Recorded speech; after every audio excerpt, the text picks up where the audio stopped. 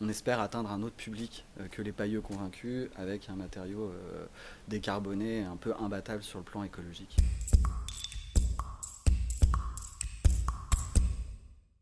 Moi je m'appelle Raphaël, je suis architecte de formation, je me suis formé à l'école de Grenoble. Je m'appelle Lauriane, j'étais architecte anthropologue urbaine à Paris et en métropole parisienne. Et j'ai rencontré Raphaël et on s'est lancé dans cette aventure Copano ensemble. Copano, c'est un panneau de paille compressé et cousu.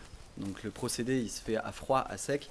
Comme autre matériau que la paille, dans ce panneau on a 0,5% de fil sur lequel on travaille pour qu'il soit également végétal.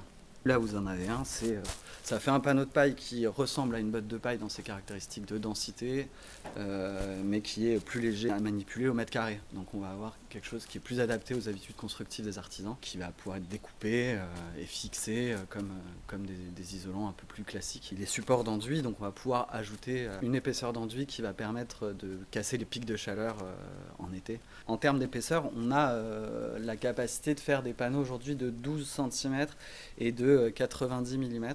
On peut adapter, on peut jouer un peu à 5 mm près sur ces cotes-là.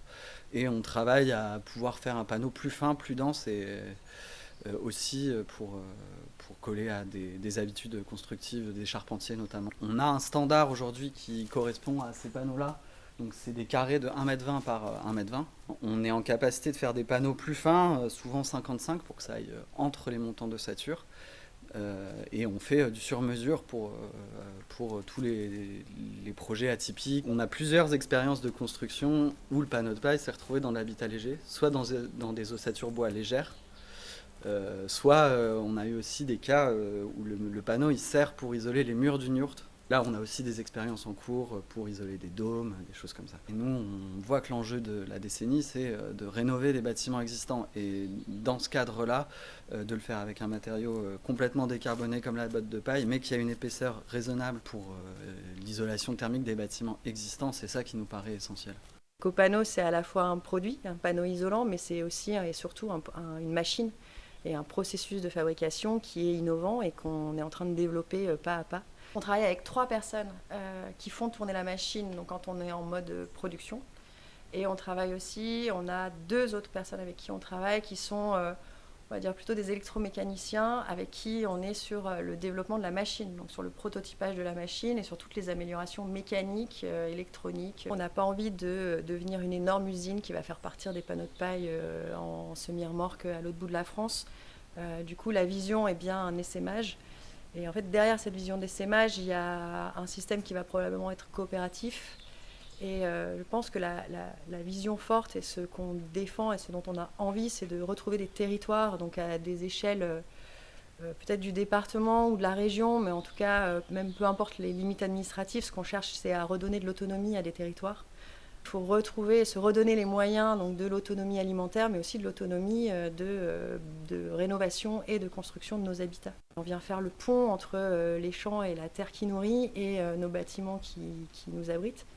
Et ça, c'est quelque chose qu'on veut garder dans un esprit de terroir, en fait. La paille, on la fait venir du plus proche possible, donc si possible à portée de tracteur. Donc ça fait un rayon de 40 km idéalement. Après, on adapte aux années, aux productions. On ne veut pas rentrer en concurrence avec les éleveurs sur le territoire. Donc sinon, on doit faire venir de la paille de 100 km. Ça nous dérange moins que de priver un éleveur de sa paille locale. On essaie de travailler en low-tech, d'être maître des innovations qu'on apporte. Et on a un bilan carbone exceptionnel avec un panneau de paille ou une botte de paille. On ne veut pas compenser ça avec du transport, quoi. Notre idée, c'est de proposer un outil qui est quand même assez accessible, sans faire appel à des prêts bancaires, sans s'endetter sur des années, sans devoir aller chercher des investisseurs ou, en termes de partage de valeur, on ne va pas forcément trouver des terrains d'entente. On tient très fort, toujours dans cette logique aussi d'autonomie des territoires, à ce que notre outil puisse être aussi un outil qui est mis à disposition d'associations ou de collectifs qui vont pouvoir du coup venir fabriquer les panneaux avec nous et qui va permettre en fait de sortir des panneaux à prix coûtant.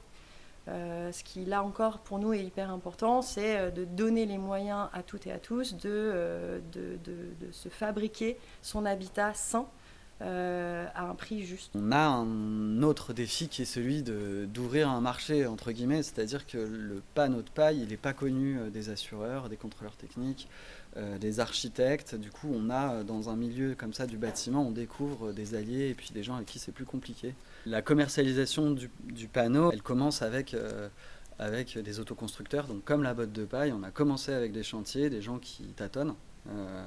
Nous, on a quand même l'expérience du réseau français de la construction en paille qui nous permet de franchir un peu des étapes et d'éviter des erreurs. Et ensuite, on travaille avec des marchands de matériaux qui essayent de faire la promotion du produit. Et on est assez vite avec des architectes qui vont essayer de convaincre les maîtrises d'ouvrage, essayer de créer un écosystème avec les maîtrises d'œuvre, les contrôleurs techniques, les architectes. Là-dedans, ils peuvent jouer un rôle pour proposer des nouvelles techniques. Voilà. Nous, on est en technique non courante. Du coup, ça limite quand même le cadre d'application aux gens qui ont envie, qui sont motivés, quoi. En plus de ces premiers chantiers retour d'expérience, on travaille avec le réseau français de la construction en paille à la rédaction des règles professionnelles d'isolation par l'extérieur en paille, donc d'ITE paille, qui vont sortir courant d'année prochaine, si tout va bien. Donc là, on a un chapitre, on a un volet pour les panneaux de paille qu'on fabrique et qui vont être validés par toutes les instances qui valident les techniques. Donc là, on va pouvoir passer en technique courante.